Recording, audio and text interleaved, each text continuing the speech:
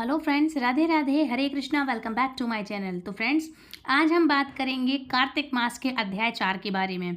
इतने दिनों से वीडियो नहीं आ रहा था क्योंकि अन्य त्यौहार थे, तो उसके हिसाब से हमको चलना होता है। इतना टाइम नहीं होता है कि हम इतनी सारी वीडियो अपलोड करें, तो इसी के साथ ही थोड़ा विराम दिया गया था अध्याय के लिए। अब बात करेंगे अध्याय 4 के बारे में। तो नारद जी बोले, 2 घड़ी रात रह जाएं, तब उठकर तिल, कुशा, अक्षत, फूल, धूप, दीप आदि लेकर पवित्र होकर किसी नदी, तालाब, कुआं आदि जलाशय पर जाएं। मनुष्य की बनाई हुई नहर आदि तथा देवताओं की बनाई हुई नदियों में वह संगम करें और स्नान करने से 10 गुना फल इसका मिलता है। तीर्थ में इसका दुगुना विष्णु तथा दोगुना विष्णु का स्मरण करके स्नान का संकल्प कर तथा देवता आदि को क्रम से अर्घ्य आदि दें और कहें, हे ऋषिकेश, इस मेरे अर्घ्य को ग्रहण करिए। आपको नमस्कार है। बैकुंठ में, प्रयाग में अथवा बद्रिका आश्रम में, जहाँ मुनि वेद और यज्ञों सहित जहाँ तीन प्रकार से विष्णु ने पद स्थापित किया है, वहाँ सब देवता हमारी रक्षा करें। हे कृष्ण, कार्तिक मास में दिए हुए अर्घ्य को ग्रहण कीजिए। भागीरथी विष्णु, शिव, सूर्य आदि को नमस्कार करके जल में घुसे और नाभि पर्यंत जल में घुसकर विधि पूर्वक स्नान करें। गृहस्थी तिल और आंवले का चूर्ण मलकर स्नान करें। विधवा स्त्री और सन्यासी तुलसी की जड़ की मिट्टी लगाकर स्नान करें, परंतु सप्तमी, अमावस्या, द्वितीया और त्रयोदशी इन तिथियों में आंवला और तिल न लगाएं। स्नान मंत्र, भक्ति, भावना जिन प्रभु ने देवताओं के कार्य के निमित्त रूप धारण किया था, वे कृपा करके मुझे पवित्र करें। विष्णु की आज्ञा से इंद्र सहित सब देवता कार्तिक के व्रत करने वालों की रक्षा करें। व्रती मनुष्य इस प्रकार स्नान करके हाथ में पवित्री धारण कर देव, ऋषि और पितरों का तर्पण करें। कार्तिक के महीने में तर्पण में जितने तिल होते हैं उतने वर्ष पितर स्वर्ग में वास करते हैं। तदंतर जल में से निकलकर पवित्र वस्त्र धारण करके प्रातः काल के कर्मों को समाप्त कर हरि भगवान का अर्चन करें। तीर्थ और देवताओं का स्मरण करके भक्ति पूर्वक गंध, पुष्प और फलों से अर्घ्य प्रदान करें। तब वेद पाठी ब्राह्मणों का पूजन करें। ब्राह्मण विष्णु रूप है, इसलिए अपना कल्याण चाहने वाले कदापि इनका अपमान कदापि ना करें और विरोध ना करें। फिर हरि की प्यारी तुलसी जी की पूजा और परिक्रमा दें। नमस्कार करें और कहें, कि देवताओं ने प्रथम तुम्हें बनाया, मुनियों ने पूजा है, सो तुम मेरे पाप को हरण करो। हे तुलसी माता, आप हमारे पापों को हरण कर लीजिए। भक्ति पूर्वक सर्वोक्त विधियों को करने वाला नारायण की सालोक्यता को प्राप्त होता है। रोग और पालकों का नाश करने वाला, उत्तम बुद्धि, पुत्र और धन तथा मुक्ति के देने वाला विष्णु भगवान के प्यारे कार्तिक के व्रतों के सिवाय दूसरे व्रत उत्तम नहीं हैं। ये था फ्रेंड्स चौथा अध्याय। अब हम बात करेंगे अध्याय 5 के बारे में। तो शुरू करते हैं अध्याय 5। अध्याय 5 में नारद जी बोले, हे महाराज, कार्तिक व्रत धारण करने वालों मनुष्य के नियम संक्षेप में सुनो। मतलब नारद जी कह रहे हैं, कार्तिक मास में जो व्रत धारण करते हैं उन करने वालों की मनुष्य के नियम संक्षेप में सुनो, मतलब शॉर्ट्स में सुनो, है ना। तो सुनो, सब प्रकार के आमिष, मांस, शहद, राई तथा नशा करने वाली वस्तुओं का परित्याग कर दें इस समय, और पराया अन्न, परद्रोही विदेश गमन, बिना तीर्थ के अन्य स्थान में रहना छोड़ दें तथा देवता, वेद, ब्राह्मण, गुरु, गौ, व्रती, स्त्री, राजा और बड़ों की निंदा त्याग दें। मतलब समझ रहे हैं आप, कितनी बड़ी बात बताई गई है।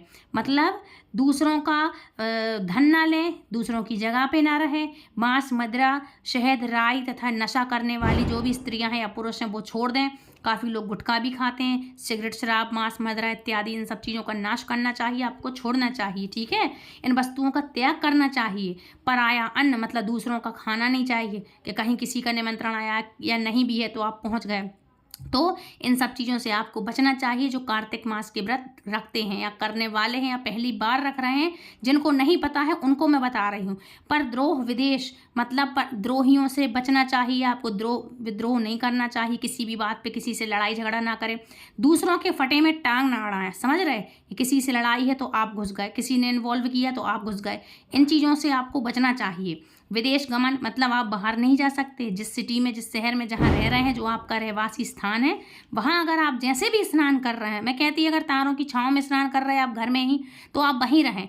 ऐसा नहीं कि आप यहाँ रहे फिर दूसरी सिटी में फिर कहीं जाना है, फिर जैसे आप कहीं अप डाउन करते हैं कहीं रुकना है, ऐसा नहीं, आपको वहीं रहना चाहिए। विदेश वगैरह आपको जहाँ रहें आप वहाँ रहें, आप वहाँ रह करके आप अपने जो अच्छे अच्छे कार्य करें। ठीक है, और बिना तीर्थ के अन्य स्थान में रहना छोड़ दें। जैसे कि अगर आप कहीं तीर्थ स्थान में रह रहे हैं तो वहाँ तो आप रह सकते हैं, लेकिन अगर आप कहीं और जा के बार बार रह रहे हैं या जाते हैं, आप अप डाउन करते हैं, आप आज यहाँ आज इस सिटी में कल किसी और सिटी में आपका अप डाउन का ऐसा काम है, आप कोई जॉब करते हैं जो आप अब्रॉड जाते रहते हैं, तो इस तरह से व्रत नहीं चलता है ये। तो इस तरह से इन चीज़ों को हमें त्याग करना चाहिए। बड़ों की निंदा ना करें, है ना। ब्राह्मण, गुरु और व्रती स्त्री मतलब जो व्रत करने वाली स्त्रियां हैं, दो की ब्राह्मण हुए, गुरु हुए, गौ माता हुई, राजा और बड़ों की निंदा आपको नहीं करना चाहिए, वो चाहे जैसे भी हों। ये निंदनीय कार्य आपको नहीं करना चाहिए। हमारे लिए सदा हमारे जीवन में वंदनीय रहे हैं, इसलिए हमें इन सबको इस तरह से इनकी निंदा नहीं करनी चाहिए। दाल, तिल, तेल, खरीदा हुआ पकवान, भाव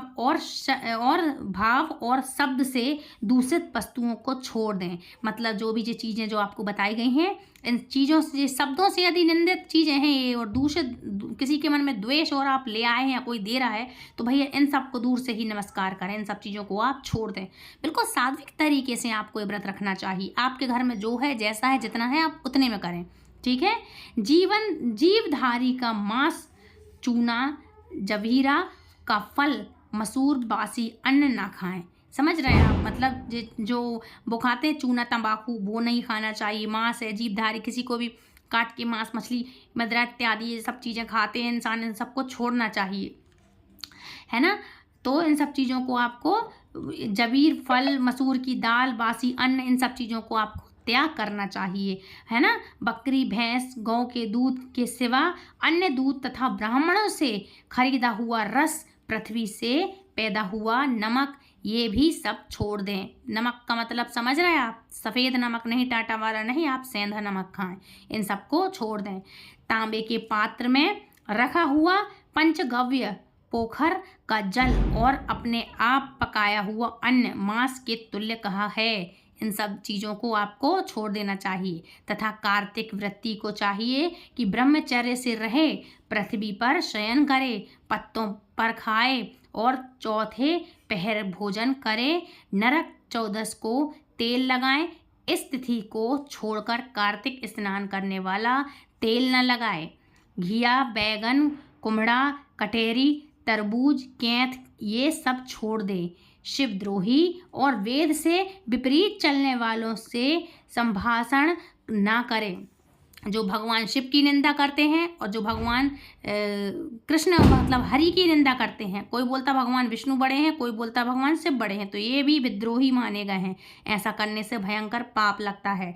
तो इन चीज़ों से, इन नंदनीय जो बहुत ही निंदनीय कार्य हैं, इनसे बचना चाहिए। इनके विपरीत चलने वालों से संभाषण ना करें, मतलब इनसे बात करना बेकार है, इनसे बातचीत ना करें, ना ज़्यादा मेल मिलाप रखें। तथा उपर्युक्त मनुष्य और कौओं के देव अंत को तथा दोबारा पकाएं। दोबारा मतलब पकाएं, और पकाए हुए और दग्ध अन्न को न खाएं। और विष्णु भगवान की प्रसन्नता के लिए सामर्थ्य भर चंद्रायणी व्रतों को करें। क्रम से काशीफल, कटहरी, नई मूल मूली, नारियल, तांबूल, आंवला, घिया, परवल, बेल, बैंगन, लौकी और तुलसी इसके शाक को प्रतिपदादि तिथियों में त्याग दें। ये जो बड़ी बड़ी तिथियां होती हैं ना, इन चीज़ों को उस दिन त्यागना चाहिए। जैसे कि कहते हैं ना, व्रत है, व्रत वाले दिन या व्रत का जब आपने पारण किया तब, और एक दिन पहले व्रत जब भी आप कर रहे हैं, तो इन चीज़ों को आपको त्याग देना चाहिए। शुद्ध सात्विक आहार लेना चाहिए। रविवार के दिन आंवले का सेवन ना करें। इन वस्तुओं के सिवाय व्रती मनुष्य जिन वस्तुओं का त्याग न करे, उनमें से पहले ब्राह्मणों को भेंट करके फिर आप भोजन करें। व्रती पुरुष माघ में भी उक्त नियमों पर चले और प्रमोदनी एकादशी में जागरण कृत्य जरूर करे। मतलब प्रमोदनी जब जो एकादशी आती है, साल की सबसे बड़ी एकादशी, उसमें आपके लिए जागरण जरूर करना चाहिए। यथोपत रीति से कार्तिक के व्रत करने वालों को देखकर यम के दूत भाग जाते हैं। जो लोग भी ये कार्तिक मास का व्रत करते हैं, इन व्रतों को देखकर ही यमदूत, जो उनके दूत रहते हैं, वो भाग जाते हैं। जैसे सिंह के डर से हाथी, विष्णु के व्रत करने वाला मनुष्य जहाँ पर आदर पूर्वक रहता है, वहाँ भूत पिशाच आदि नहीं रहते।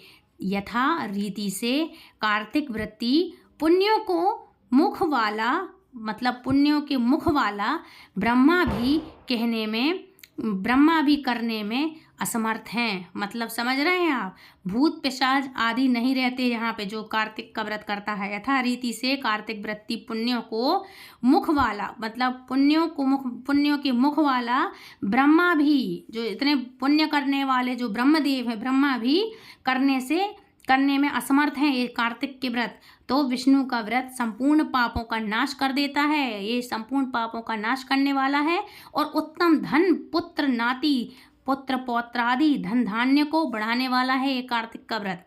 और इन व्रतों को नियम पूर्वक करने से अन्य तीर्थों के सेवन की क्या आवश्यकता है। इनसे ही सभी प्रकार के तीर्थ हो जाते हैं और ये अपने आप में एक सर्वश्रेष्ठ उत्तम व्रत है।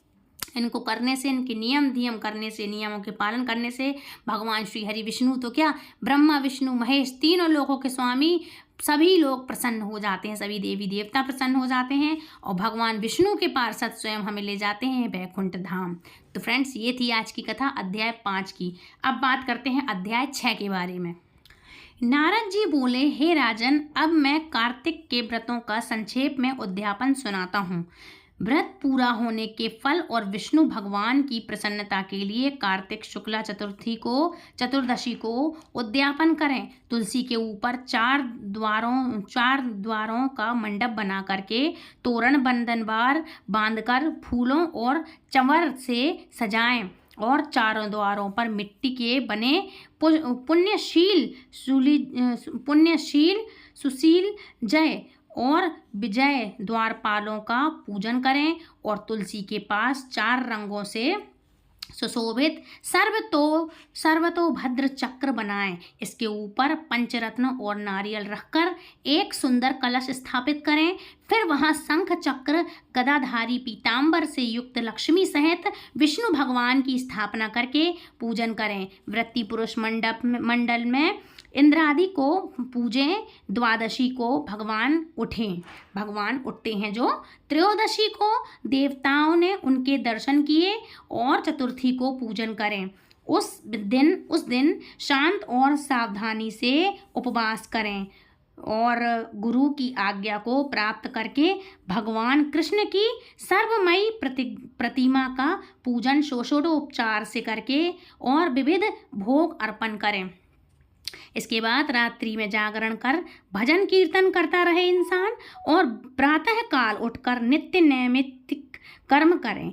तत्पश्चात हवन करें, ब्राह्मणों को भोजन करवाएं, धन का लोभ छोड़ करके यथाशक्ति, मतलब आपके पास जितना धन हो आप अपने सामर्थ्य के अनुसार यथाशक्ति दक्षिणा दें। ब्राह्मणों को भोजन करवाने के बाद दक्षिणा दें, भोजन करवाएं और उपवास करके ऐसे वैकुंठ को पाएं। इस वैकुंठ चतुर्दशी के महात्म्य को देवता और शेष जी, मतलब जो शेष नाग हैं, शेष जी 100 वर्ष में भी नहीं कह सकते। जो भगवान चक्रपाणी के जगत में भक्तिपूर्वक आंगन में गायन और नृत्य करते हैं, उनको सहस्त्र गायों के दान करने का फल मिलता है। इसी दिन विष्णु भगवान मत्स्य रूप हुए थे, मतलब मत्स्य रूप भगवान ने धारण किया हुआ था। अतः उनको प्रसन्न करने के लिए इस तिथि में उन ब्राह्मणों को खीर आदि अन्न का भोजन कराएं तथा अतो देवा मंत्रों से तिल और खीर का हवन करें। तत्पश्चात यथाशक्ति दक्षिणा दें और नमस्कार करें, जिनके करने से अक्षय फल मिलता है। फिर विधि पूर्वक कपिला गाय का पूजन करें और उपदेश करने वाले गुरु को